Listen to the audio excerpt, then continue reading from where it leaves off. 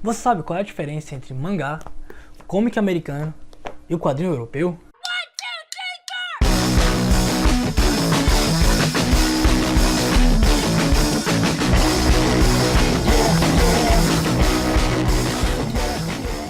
Bem-vindo a Estante de Papel, meu nome é Igor e hoje iremos aprender um pouco mais sobre a indústria de quadrinhos ao redor do mundo.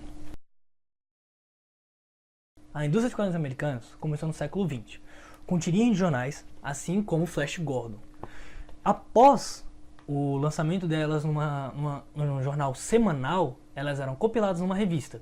Assim como temos aqui no Flash Gordon no Planeta de Mongo, eles juntavam as tirinhas para fazer uma revistinha. Também tem aqui o Calvin Haroldo. Aqui uma página legal. Aqui, essa página é ótima.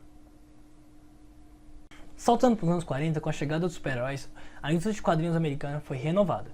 A partir de agora, elas não eram só tirinhas, eram feitas direto no formato de revista. Com Jack Kirby e Will Eisner, a maneira de como contar uma história e usar narrativa gráfica foi revolucionada, inspirando artistas até hoje. Will Eisner criou o termo graphic novel e foi o primeiro a utilizar esse tipo de formato, que seria mais ou menos esse. Com uma história de começo, meio e fim, num estilo mais artístico e cinematográfico. As grandes editoras hoje, como Marvel e DC, não trabalham mais com um artista ou uma dupla fazendo suas histórias em quadrinhos. Hoje é constituída uma equipe, um roteirista, um desenhista, um arte finalista, um colorista e, por fim, um letrista. Eles trabalham junto para fazer uma história de 20 páginas que é compilada com outras histórias para ser lançado mensalmente. Após isso, a editora junta 5 capítulos e faz o formato encadernado. Se a história fizer sucesso, então eles fazem uma junção com o formato ônibus, que tentam ou tentam colocar toda a história num único volume. O termo mangá surgiu em 1814 com os Hokusai mangá, que eram ilustrações e caricaturas da cultura oriental. O mangá moderno surgiu por volta de 1940, com Osamu Tezuka criando o Shin Takarajima. Em português é a Nova Ilha do Tesouro. Influenciado por cartoons como a Disney ou as próprias histórias do Will Eisner, ele criou grandes obras como Kimba, Astro Boy, A Princesa e o Cavaleiro. A indústria de mangás hoje é principalmente movimentada pelos mangás semanais, mangás de vários públicos-alvos, como o Shonen, que é para o público adolescente masculino, o Shoujo, que é para o público adolescente feminino, e o Seinen, que é para o público adulto. Os mangás são feitos por artistas denominados mangakas, que são contratados por uma revista para fazer uma história de normalmente 20 páginas em uma semana. Artistas esses que fazem o roteiro e a arte, e às vezes tem um assistente para fazer o cenário, as retículas, sombras e até a arte final. As principais revistas da indústria são a Shonen Jump, casa de Dragon Ball, Cavaleiros Zodíacos, Naruto, Shonen Magazine, casa de Nanatsu no Taizai, Fairy Tail e Shingeki no Kyojin. Essas revistas são publicadas semanalmente, num papel reciclado, e depois de um tempo, cada título é publicado no formato tankobon, que é esse formato que vem normalmente 8 capítulos ou 8 capítulos para séries semanais e 4 capítulos para séries mensais.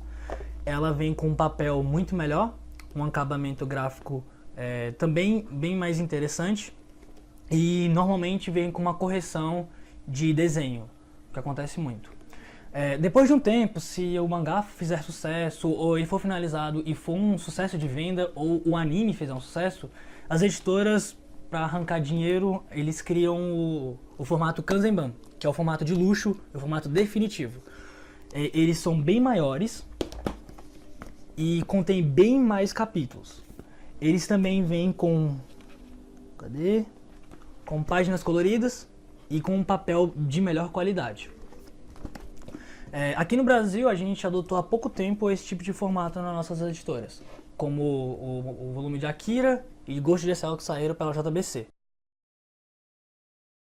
Segundo Scott McCloud, o autor de Desvendando os Quadrinhos, o quadrinho moderno europeu começou com Obadiah Oldbuck, um quadrinho do cartunista suíço Rudolf Topfer, em 1840. A cena de quadrinhos europeia hoje é muito mais forte na cena franco-belga, com grandes obras como As Aventuras de Tintin, Asterix Obelix, Spirou e Moebius, com editoras mundialmente famosas como a Glénat e a Dargaud.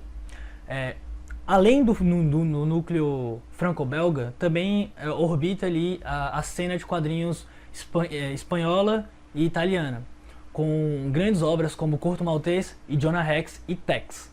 Diferente dos quadrinhos americanos e japoneses, o quadrinho europeu não tem exatamente um tema ou um gênero específico.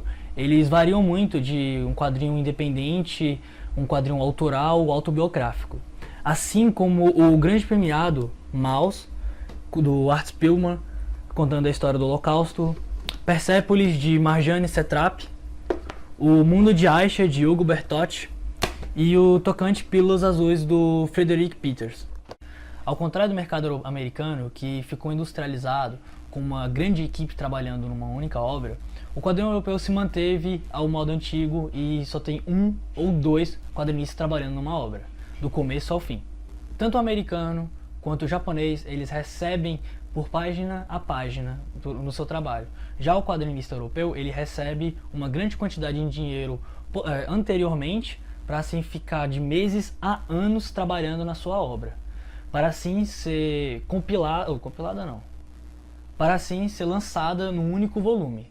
O quadrinho europeu normalmente tem um tamanho de 21 por 29, que é o tamanho de uma A4. Já o quadrinho americano, ele tem de 17 por 27, que é conhecido mundialmente como formato americano.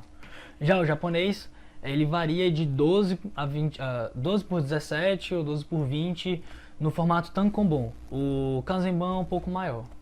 É isso, galera. Se vocês curtiram o vídeo, comente aí embaixo os próximos temas, o que vocês acharam. E se vocês querem mais saber sobre a indústria dos quadrinhos, inscreva-se no canal, curte o vídeo, compartilha e a gente se vê no próximo vídeo. Falou!